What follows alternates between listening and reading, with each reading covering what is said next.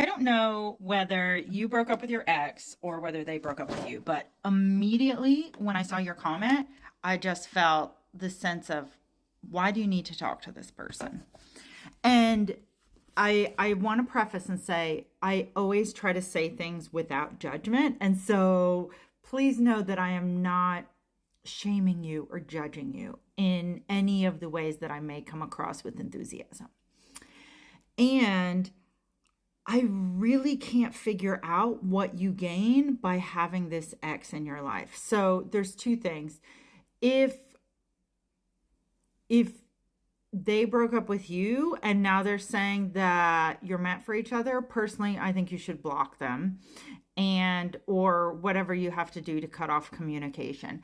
If that feels harsh for you, then what you can do is tell the person, look, we're not going to communicate for a year. If in a year we both want to revisit this and see if you think we're still meant to be, great. But I'm not communicating with you for a year. I will be blocking you, yada, yada, yada. If you're the one who broke up with them, I still honestly do not feel that it's of benefit to you to stay engaging with them. I know it's very common these days for people to act like, let's just be friends. Let's move from being in a romantic relationship to friends. And in my personal experience, and when I feel into this situation, I don't feel like that's good for you for giving closure. I do think that there is someone meant for you. It's possible that it could be this person years down the road. I do not think it is this person right now. And I typically don't put much stock in people getting back together after they've broken up. I don't know how serious you were before you broke up, because I'm not in depth looking into your situation. I kind of just got a cursory overview. And in my cursory overview, what I got was, there's no point in communicating with this person right now. There's no point in trying to have a friendship. If you're in a situation where you have to see them on a regular basis, then I would just do your best to do minimal engagement with them and put your focus on, I know it's a cliche phrase, but living your best life, whatever that means for you. And look, sometimes when we break up with someone, unfortunately, it seems like being with them were the best parts of our life. I don't know if that's the case for you. And if it is, what I want you to know is that you can have an amazing quality life that is not only dependent on you being in a relationship with someone. I'm a feminist and I'm married. I deeply love my husband. And I also deeply believe that we are better off if the other person isn't like the only thing that makes our life run, the only good thing in our lives.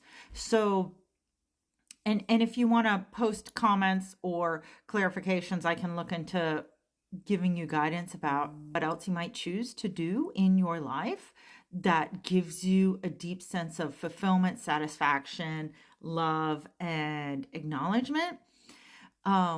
I get the sense that there are some things that you would love to do with your time that you will have a lot more freedom to do if you're not in a relationship. Maybe it's travel, maybe it's a trip with friends.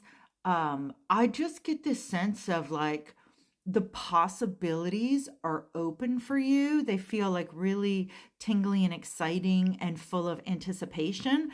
And that relationship does not give any of that sense of like excitement, anticipation, the world is at your feet type of thing. So I want you to move in the direction of where you feel excitement, where you feel passion and or curiosity, things that you just have this drive to pursue. That is a really great direction for you to move in. It is totally normal to be reflecting on the time with an ex and thinking, oh, but it was so nice. And that's okay that there were some nice aspects, but it's at its end now. And so letting it be what it was and moving on the best things are still waiting for you. I am so excited for what you're going to do. And as I said, if it feels like it's very hard to just cut this person out of your life, because I understand that may seem drastic, tell yourself you're going to take good amount of space from them for a year. You can do this for a year. Spend a year diving into the things that you are really interested in, because that is going to make your whole life blossom and grow. I'm really excited for you. Like I said, there's so many good things waiting for you, things that are even better than this relationship was. So go after it and, make sure that person honors what you tell them. So, like if you say, stop texting me or whatnot, just block them, or make sure that they respect you, because that's the other element that I haven't really talked about much.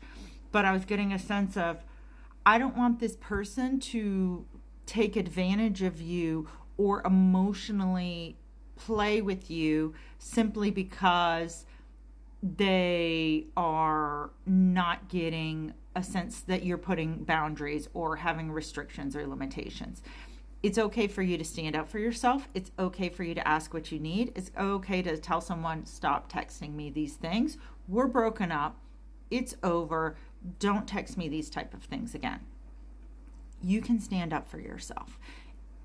Even if you've never done it before, this is a great time to practice doing it. The relationship is already over. So what do you have to lose by setting some boundaries? And whatever boundaries you set, whatever way you use your voice and ask for things how you want them, is going to serve you in the future in all kinds of other relationships. Wishing you the best.